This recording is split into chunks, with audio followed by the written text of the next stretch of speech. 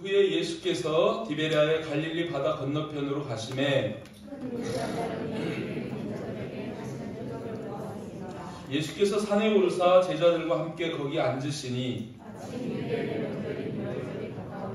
예수께서 눈을 들어 큰 무리가 자기에게로 오는 것을 보시고 빌립에게 이르되 우리가 어디서 떡을 사서 이 사람들을 먹이겠느냐 하시니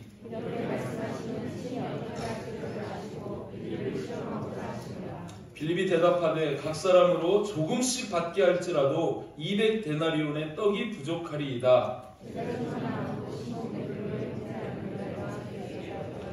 여기 한 아이가 있어 보리떡 5개와 물고기 2마리를 가지고 있나이다. 그러나 그것이 이 많은 사람에게 얼마나 되겠사옵나이까?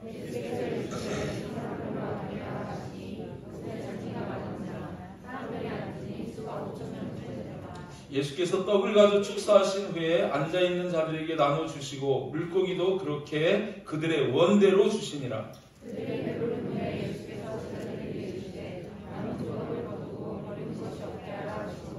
이에 거두니 보리떡 5개로 먹고 남은 조각이 12바구니에 찼더라.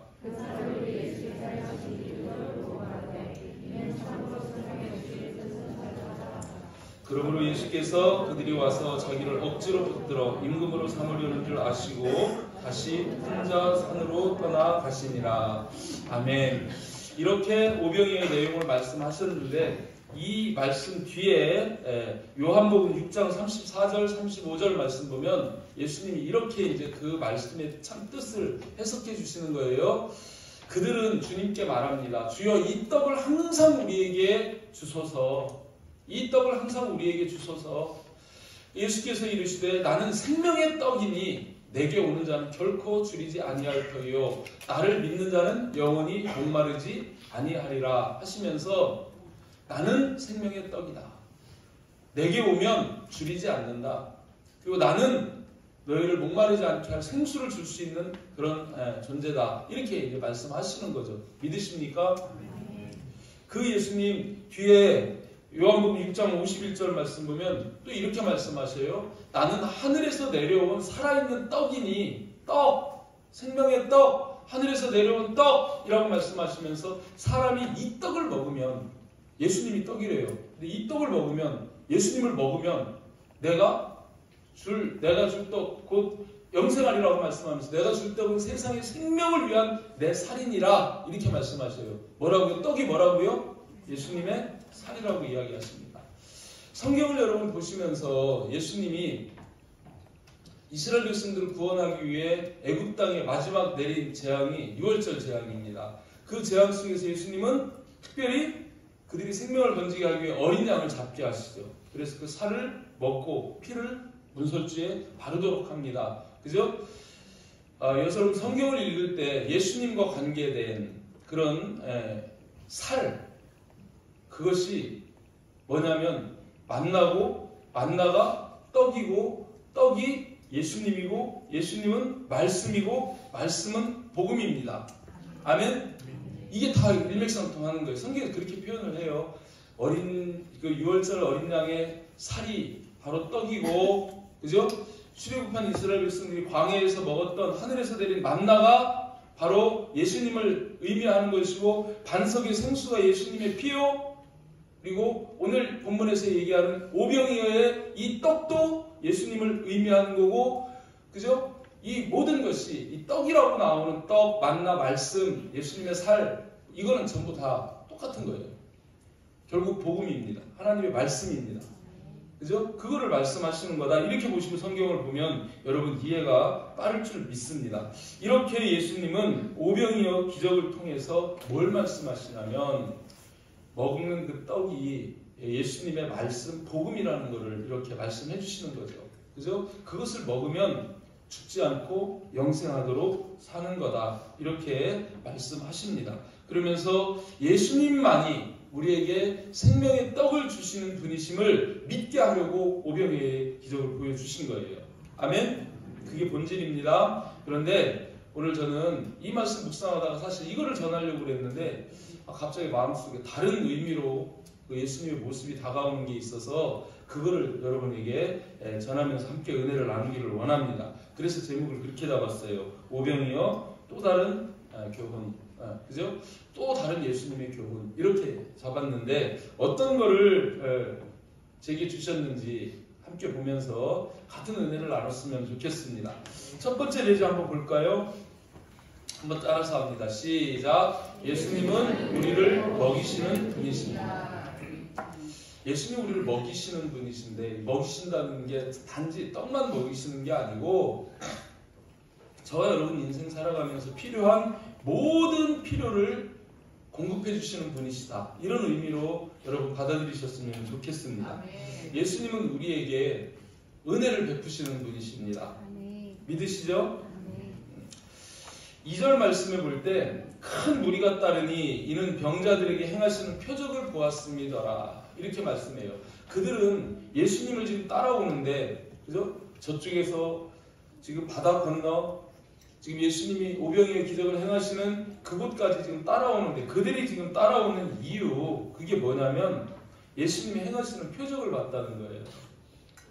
예수님은 표적을 기적을 행하시는 분이십니다. 아멘. 믿으십니까? 아멘. 그 예수님이 병자를 고치고 하시는 그런 표적을 보고 따라왔어요. 그들이 예수님을 따르는 이유가 바로 표적 때문이라는 걸 말씀합니다. 저와 여러분 표적 따라가는 그런 존재가 아니라 말씀 따라가시길 바랍니다. 아멘. 5절 말씀에 보면 예수께서 큰 무리가 자기에게로 나아오는 것을 보고 자기에게로 오는 것을 보시고 빌립에게 한 가지 질문을 던지십니다. 우리가 어디서 떡을 사서 이 사람들을 먹이겠느냐? 평소에는 제가 이 말씀을 읽으면서 빌립 시험하는 이야기지 빌립이 어떻게 하나 보시려고 예수님 한번 떠보는 말씀이지 이렇게 생각했는데 이 말씀 묵상하다가 갑자기 맞아. 주님은 지금 관심이 우리를 향한 관심이 먹이시는 데 관심이 있는 거예요. 그 지금 5천이 넘는 이 장정만 지금 5천이니까 10,000명이나 20,000명이 됐을지도 모르겠어요. 그 산기슭에 수많은 사람들이 있는데 예수님이 그들을 보면서 지금 뭘 지금 관심을 갖고 있냐면 저들이 지금 배고플 텐데 저들에게 필요한 게 있는데 그거를 어떻게 해서 먹일 수 있을까? 그거를 지금 예수님은 관심을 가지고 물어보시는 거예요. 이 말씀 말고 마태복음 15장 32절에 보면 이런 말씀이 또 나오거든요. 예수님께서 이건 칠병이어 사건이에요. 칠병이어 사건도 있습니다. 칠병이어 사건 속에서 예수님이 이런 말씀을 하시거든요. 내가 무리를 불쌍히 여기노라. 그 무리들하고 예수님이 말씀을 전하는데 3일 동안을 전하신 것 같아요. 그러니까 3일 동안을 그 빈들에서 예수님 말씀을 들으면서 그죠? 육신적으로 먹을 거를 못 먹은 거예요. 그러니까 예수님이 내가 이 무리를 불쌍히 여기노라 하시면서 길에서 기진할까 하여 굶겨 보내지 못하겠노라 이렇게 말씀하시면서 그들을 먹이실 것을 또 계획을 하십니다.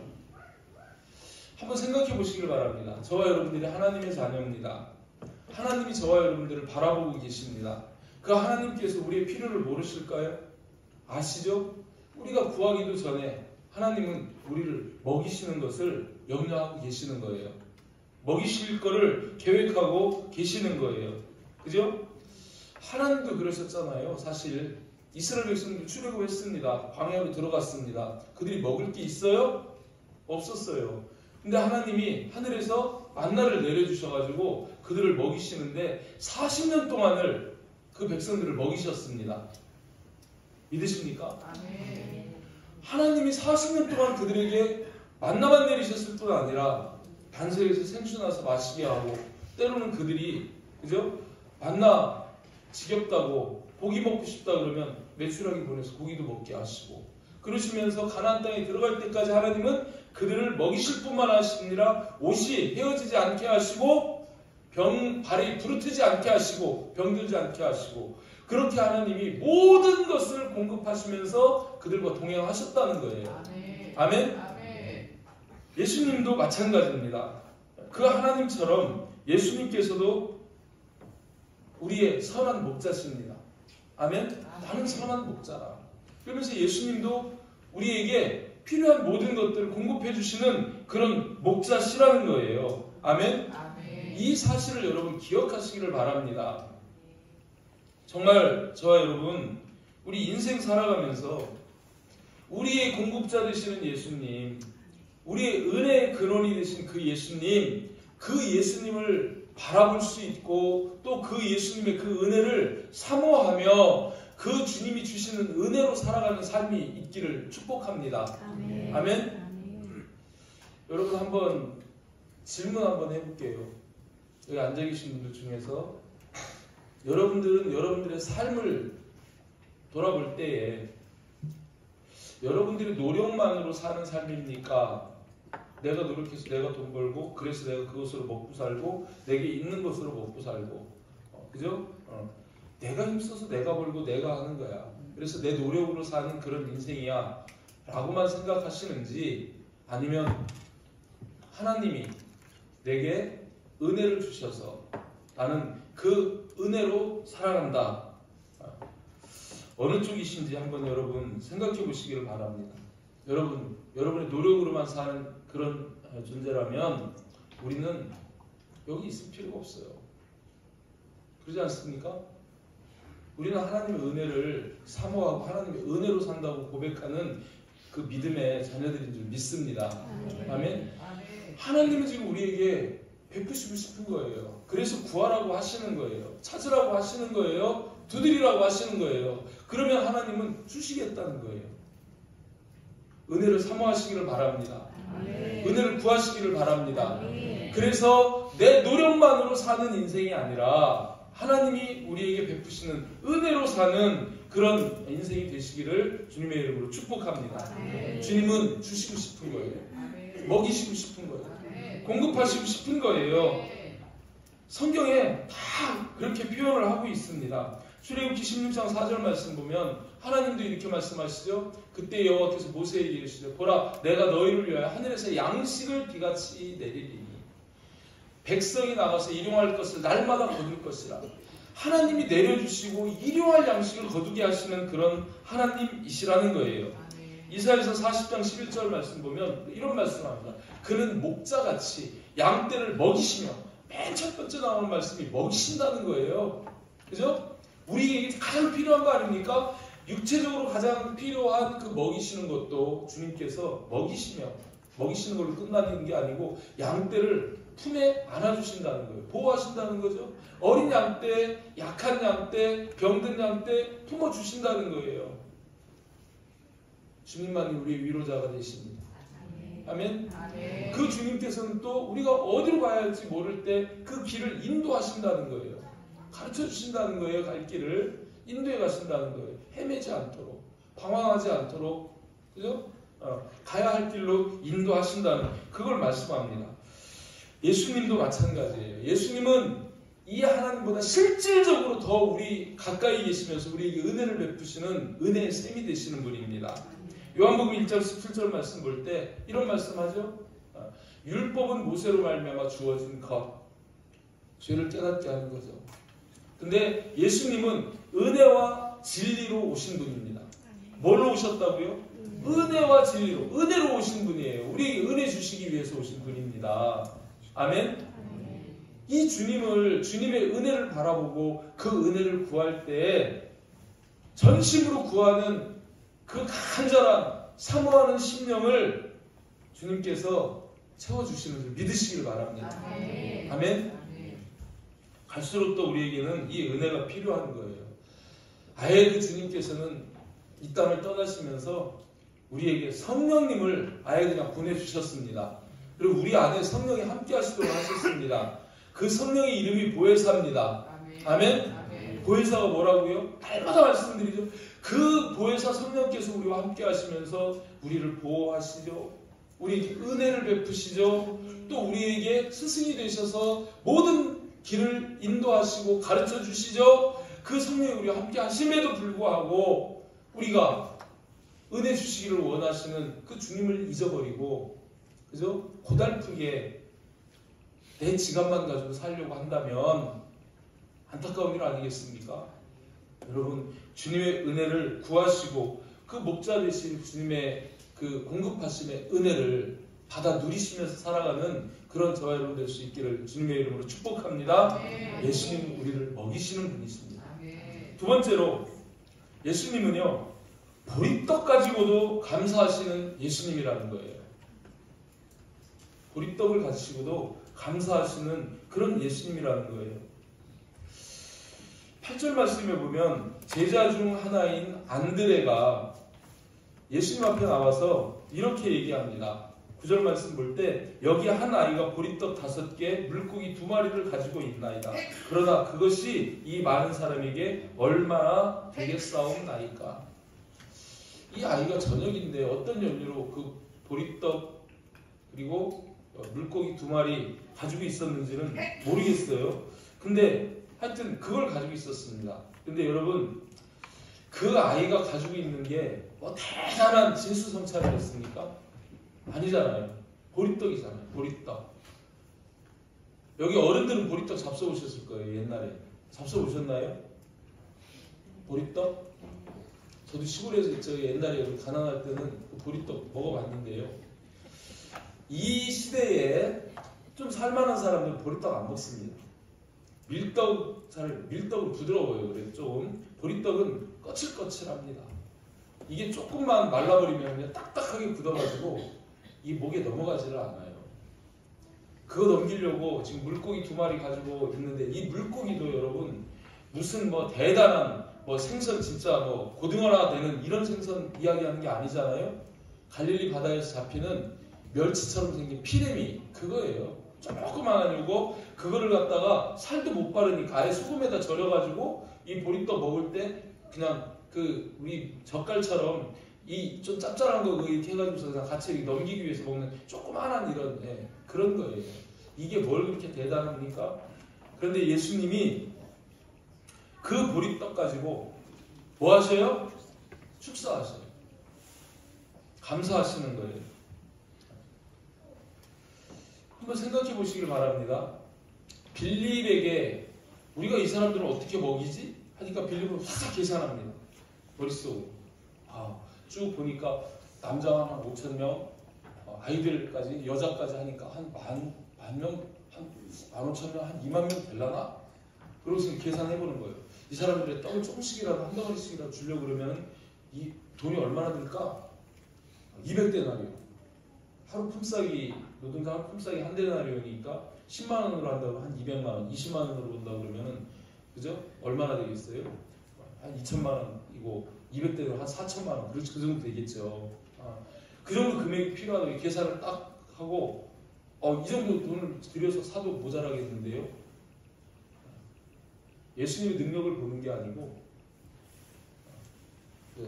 돈 계산하는 거예요. 안드레도 마찬가지 아닙니까? 안드레도 보리떡 2개 가지고는 와요. 주님이 이걸 가지고 어떻게 하실 수 있을지는 모르겠는데, 그래도 너무 작아. 너무 작아요, 이거는. 그러니까 그런 얘기를 하는 거예요.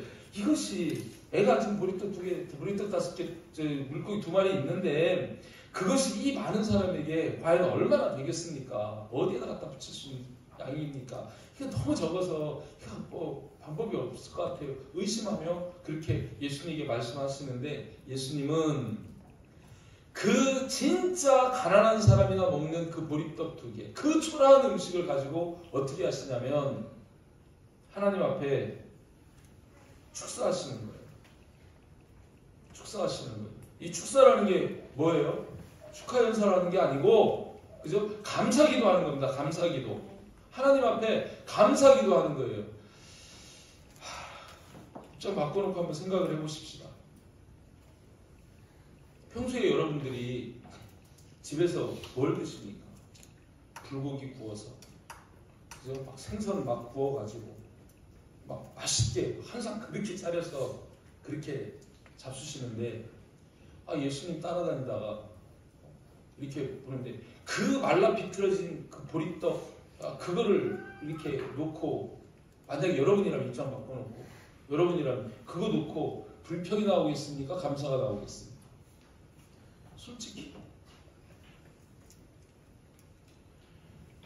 예수님이 하나님이신데, 예수님이 지금 그 볼품없고 초라하고 맛없는 그 보리떡을 가지고 그걸 놓고 예수님은 지금 하늘을 우러러 하나님 앞에 감사 기도를 하는 거예요. 그 감사 기도를 하고 나서 그것을 원대로 나눠줍니다. 원대로. 여기 원대로 나눠주신다는, 달라는 대로 먹고 싶은 만큼 약간 원대로 주셨다는 거예요. 뭘 의미하는 거겠습니까? 여러분, 저와 여러분 이 믿음의 삶을 살면서 하나님 앞에서 감사할 수 있기를 바랍니다. 감사하되 좋은 것만 감사하는 게 아니라 정말 볼품없고 초라한 그런 것일지라도 그것을 놓고 감사할 수 있기를 바랍니다. 내가 원하지 않는 상황이고 내가 만족할 수 없는 상황이지만 그럼에도 불구하고 여러분 감사하실 수 있기를 바랍니다. 예수님께서는 그 감사를 통해서 이런 풍요한 기적을 이뤄내는 거예요. 아이의 오병이어가 중요한 게 아니고 그것보다 더 중요한 건 뭐냐면 그것을 가지고도 감사할 수 있는 그 자세라는 거예요. 아멘?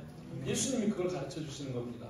그것을 놓고 감사할 때 그 5,000명을 먹이고도 남는 그런 역사가 이루어진다는 거예요. 여러분, 감사할 때 축복이 임합니다. 감사할 때 기적이 일어납니다. 여기서만 그런 게 아니죠. 요한복음 11장 41절 말씀 보면 거기에서 예수님의 또 한 번의 감사의 모습이 보이는데 나사로가 죽었어요. 나흘이 지났습니다. 썩어서 냄새가 납니다. 그 나사로의 무덤 앞에서 예수님 돌을 옮겨 놓으라 그래요.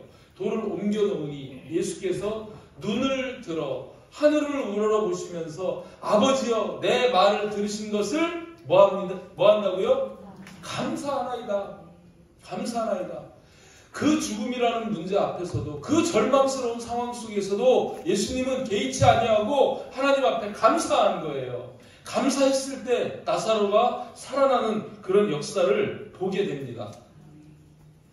믿어지십니까? 안 믿어지죠? 오병이어로 5,000명을 먹였다고요? 믿어지십니까?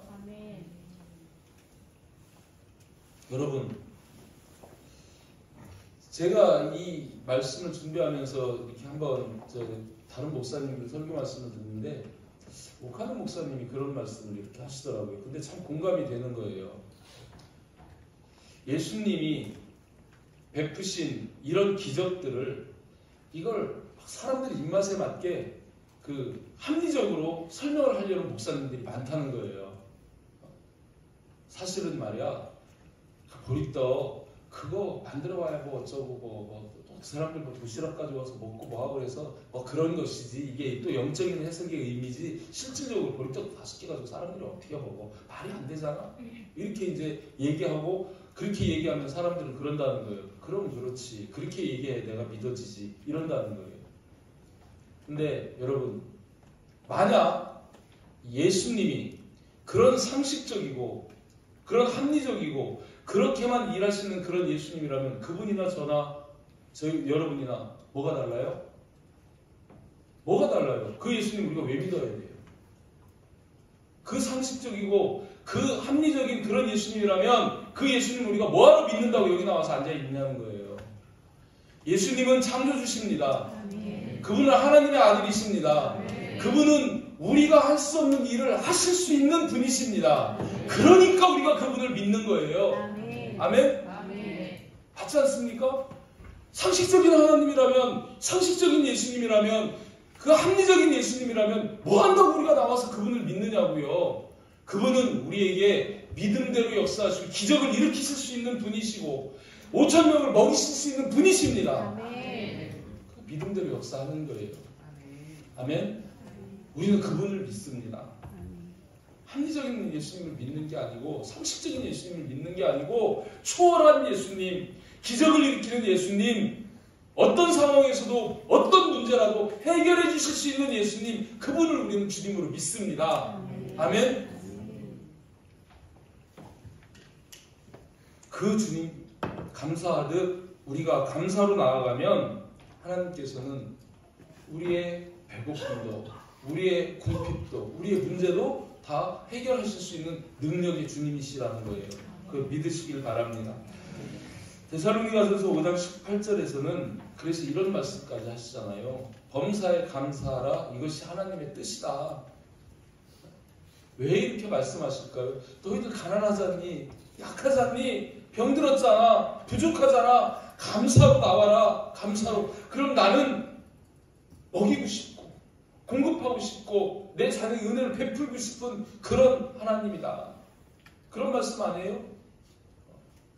그 하나님 앞에 정말 작고 부족한 것이라도 그 보리떡 앞에서라도 감사할 수 있기를 주님의 이름으로 축복합니다.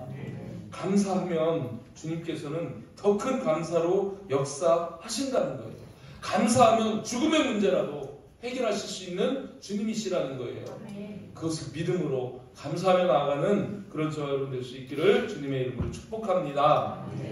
마지막 세 번째는 이런 내용입니다. 남은 조각을 버리지 않으시는 예수님입니다. 한번 따라서 합니다. 시작. 남은 조각을 버리지 않으시는 예수님입니다. 받은 은혜를 헛되이 버리지 말라는 그런 말씀인데요. 12절 말씀 보면 그들이 배부른 후에 그들이 거기에 있던 사람들이 다 배불렀대요. 만족하는 겁니다. 부족함이 없는 겁니다. 그렇게 배부르게 먹고 난 후에 예수께서 제자들에게 말씀하십니다. 뭐라고 말씀하시냐면 12절 말씀 볼 때 남은 조각을 거두고 버리는 것이 없게 하라. 이렇게 말씀하세요. 남은 조각을 거두고 버리는 것이 없게 하라. 먹고 남았다는 얘기예요. 그래야 남은 조각이 있잖아요. 그죠? 주님의 은혜가 넘쳤습니다. 그래서 꼭 필요한 만큼 배불리 먹고 끝이 아니고 먹고 남았다는 거예요. 넘쳤다는 거예요. 근데 그 보리떡 조각을 버리지 말고 거두라는 거예요. 버리는 것이 없게 하라고, 아예 버리지 못하게 하라고 그렇게 말씀합니다. 얼른 생각하면 이상하지 않습니까? 주님이 어떤 분이세요 지금? 아니 보리떡 5개 가지고 축사하셔가지고 5,000명을 먹이시고도 남는 분인데 그 먹다 남은 떡조가리 침 묻고 손때 묻은 그 떡조가리를 왜 버리지 말라고 그러셨을까요? 만드시면 되는 거예요. 만물을 창조하신 주님이 능력으로 역사하시면 되는데 버리지 못하게 하십니다. 그리고 뭐라고 말씀하냐면 이에 거두니 보리떡 5개로 먹고 남은 조각이 12바구니에 찼더라 이렇게 말씀하세요. 지금 이 말씀을 누구에게 했어요? 제자들에게 했습니다. 제자가 몇 명이에요? 예수님의 제자가 몇 명이에요? 12명입니다. 12명인데 몇 광주리가 남았다고요? 12바구니가 남았다는 거예요. 먹고 남은 조각, 음식 쓰레기. 이게 음식 쓰레기입니까?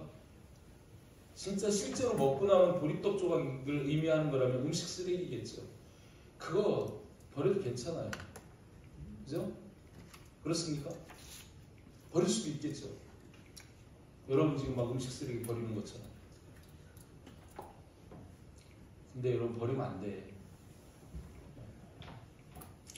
이 조각을 거두라고 하는 이유는 2가지 의미가 있다고 생각이 됩니다. 뭐냐면 여러분 주님의 은혜는 항상 우리에게 넘치지만 주님께서 우리에게 풍성한 은혜를 주셨을 때에 여러분 우리는 없을 때를 대비해야 됩니다. 가난할 때를 대비할 수 있어야 됩니다. 아멘? 인생 세웅지마입니다. 어떨 때는 우리에게 들어와요. 어떨 때는 나갑니다. 그죠? 어떨 때는 풍성한 삶을 살 때가 있어요. 그런데 또 어떨 때는 피치 못하게 우리가 어려워질 때가 있어요. 오늘 내가 대궐 같은 집에서 살고 있다고 해도 어느 순간 부도나고 건강 잃고 달동네로 갈 수도 있어요. 안 그래요? 여러분 항상 풍요롭고 부유했습니까? 엎치락 뒤치락 안 합니까? 그죠? 근데 중요한 건 뭐냐면 여러분 풍성할 때도 누리고 잘 써야 하지만 그때 그런 어려움을 대비해서 잘 모으고 준비하는 것도 필요하다는 거예요. 여러분이 하나님의 자녀들입니다. 누가복음 15장에 탕자의 비유가 나와요. 그런 탕자처럼 아버지가 베푼 그 은혜를 가지고 나아가서 허랑방탕 낭비하고 막 쓰다가 다 떨어졌어요. 그러고 또 손을 내밀어요. 아버지한테. 유산 또 주세요. 줄까요? 안 줄까요? 안 줍니다. 하나님이 우리에게 은사를 주셨어요. 병 고치는 은사도 주시고, 그죠? 가르치는 은사도 주고 뭘 주셨어요. 그냥 막 손만 얹으면 병이 떠나고 낫는 그런 역사가 이루어져요. 그런데 겸손치 못하게 그 은사를 함부로 막 사용하고 낭비하고 막 그러면 하나님 딱 걷어가시고, 걷어가신 뒤에는 다시 달라고 그러면 주셔야 안 주셔요? 안 주십니다. 은혜도 똑같습니다. 여러분, 하나님이 우리에게 베푸신 은혜를 귀한 줄 아시기 바랍니다. 하나님이 주셨으면 잘 사용하시고 지키시기를 바랍니다. 아멘? 그래야 되는 거예요.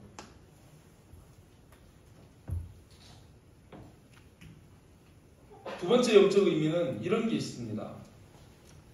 남는 것이 있으면 그것을 나눌 줄 알아야 된다는 거예요.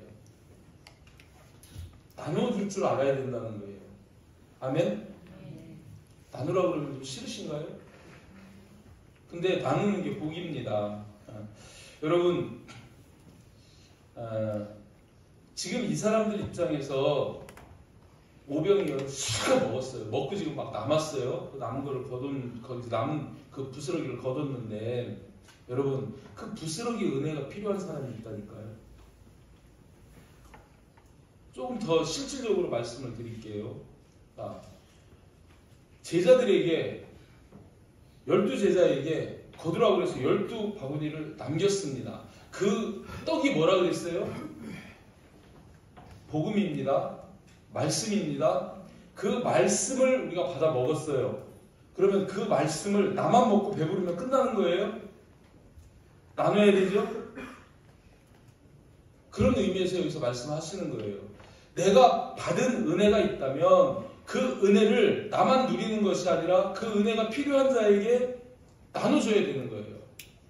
그죠? 주님 거두고 12바구니를 거두어가지고 제가 상상한 건데, 여러분 한번 생각해 보세요.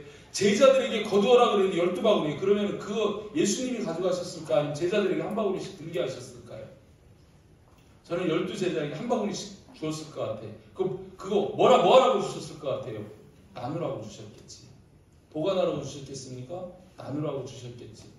여러분, 그것은 그 떡이 복음이라면 그 복음을 나만 받아가지고 누리는 게 아니라 그 복음을 나눌 줄 알아야 된다는 거예요.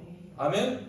은혜를 받았으면 그 은혜를 나만 누리는 게 아니라 이웃에게 나눠줄 줄 알아야 된다는 거예요. 아멘? 그거를 말씀합니다. 그거를 말씀하는 거예요, 여기에서. 그죠? 여러분, 이 부스러기 은혜가 필요한 사람이 있어요. 마가복음 7장 27절부터 28절 말씀 보면, 여러분 잘 아시는 것은 수르보니게 여인이 있죠. 이 수르보니게 여인이 이방인입니다.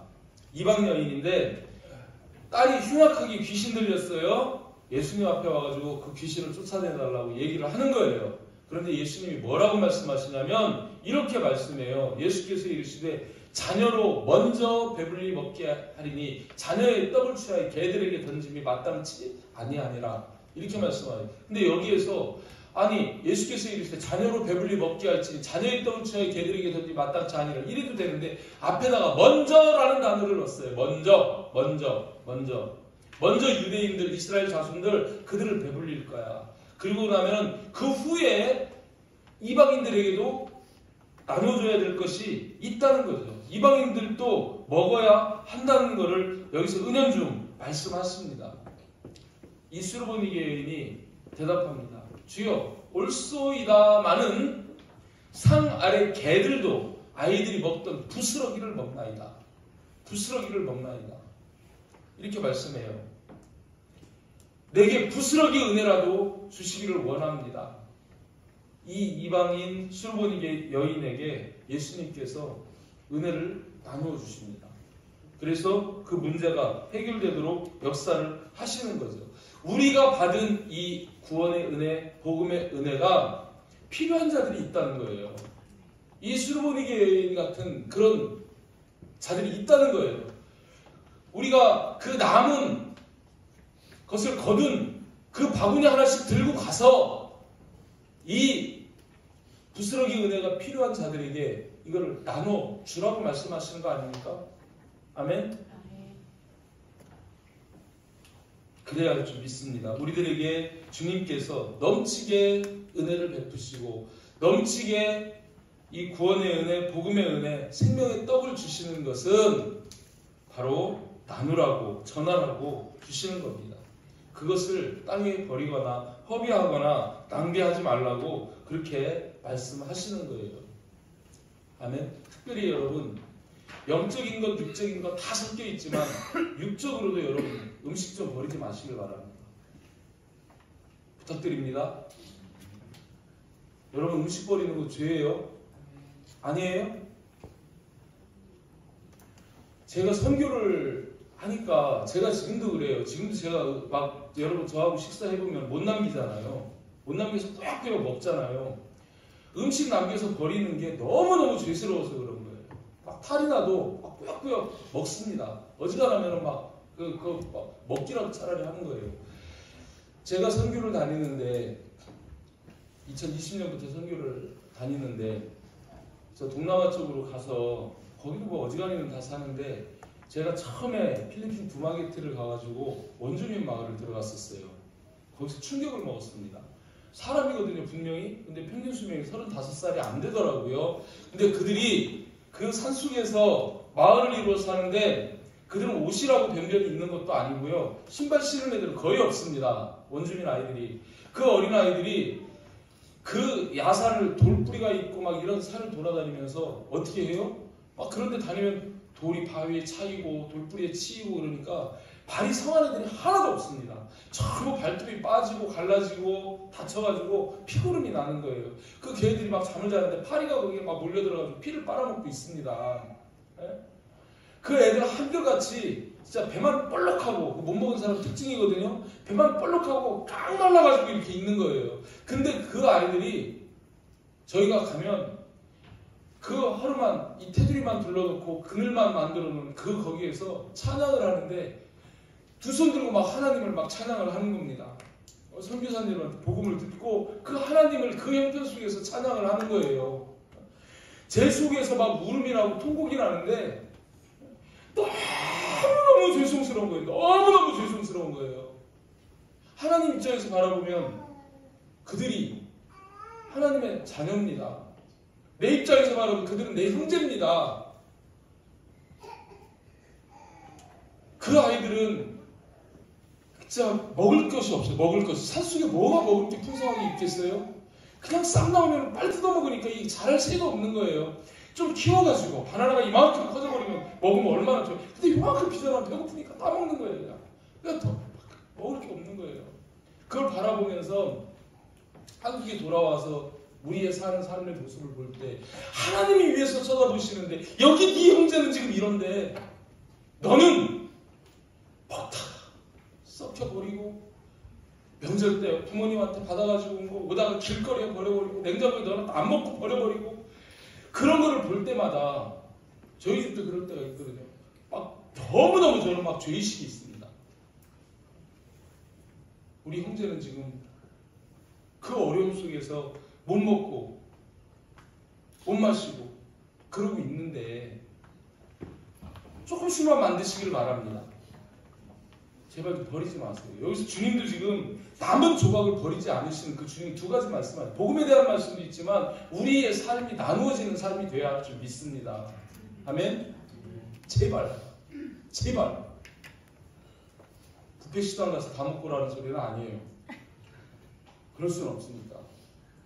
조금 시키고 조금 적당히 먹으시고 남겨서 나눌 줄 아는 그런 저와 여러분이 됐으면 좋겠습니다. 우리가 너무 풍족하게 사는 것 같아요. 정말 우리들이 예수님의 제자라면 남은 것을 거두어서 바구니에 담아서 한 바구니씩 들고 가서 전하고 나누는 그런 그리스도인들이 되시기를 주님의 이름으로 축복합니다. 네. 오늘 오병이의 기적의 말씀을 들으면서 우리들 이 세상 살아가며 육신의 만족뿐만 아니라 삶의 필요를 영적으로도 채워주시는 그 주님을 우리가 바라보게 됩니다. 오병이어를 경험한 이 무리들이 핵심을 놓쳤어요. 그래서 14절 말씀 보면 그 사람들이 예수께서 행하신 이 표적을 보고 말하되 이는 참으로 세상에 오실 그 선지자라. 참으로 오실 그 선지자. 누군가가 이야기를 했어요. 모세가 얘기했어요. 신명기 18장 15절에 보면 모세가 이런 말씀을 합니다. 내 하나님 여호와께서 너희 가운데 내 형제 중에서 너를 위하여 나와 같은 선지자 하나를 일으키시리니. 나와 같은 선지자, 모세 본인을 얘기하는 거예요. 그 모세가 하나님 앞에서 백성을 이끌고 가면서 하늘에서 만나 반석에서 생수나게 해서 먹고 마시게 했습니다. 그런 선지자로 예수님을 육신의 소용만 이루는 그런 선지자로 이들은 바라본 거예요. 그러니까 15절에서 그들이 이런 반응을 보입니다. 그들이 와서 자기를 억지로 붙들어서 임금으로 삼으려고 하는 거예요. 왜요? 예수 임금 삼으면 로마의 지배하에서 배고픈데 일 안 해도 예수님이 기도만 하시면 떡이 생기고, 그죠? 고기가 생기고, 그러니까 그렇게 생각할 수 있었다는 거예요.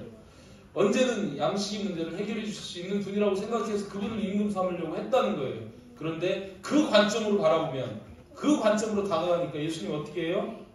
혼자 산으로 떠나갔습니다. 그들과 함께하지 않았습니다. 저와 여러분들도 마찬가지입니다. 우리가 신앙생활을 하는 것은 육신적인 소용만, 기복신앙에 젖어서 세상의 필요만 구하면서 신앙생활하면 우리 주님은 그런 우리와 함께하지 않으십니다. 깨달으시기를 바랍니다. 아멘. 주님의 마음을 품으시기를 바랍니다. 하나님의 그 사랑을 여러분이 품으시기를 바랍니다. 그래서 정말 이 오병이의 기적을 통해서 주님께서 우리에게 말씀하시는 바는, 그죠?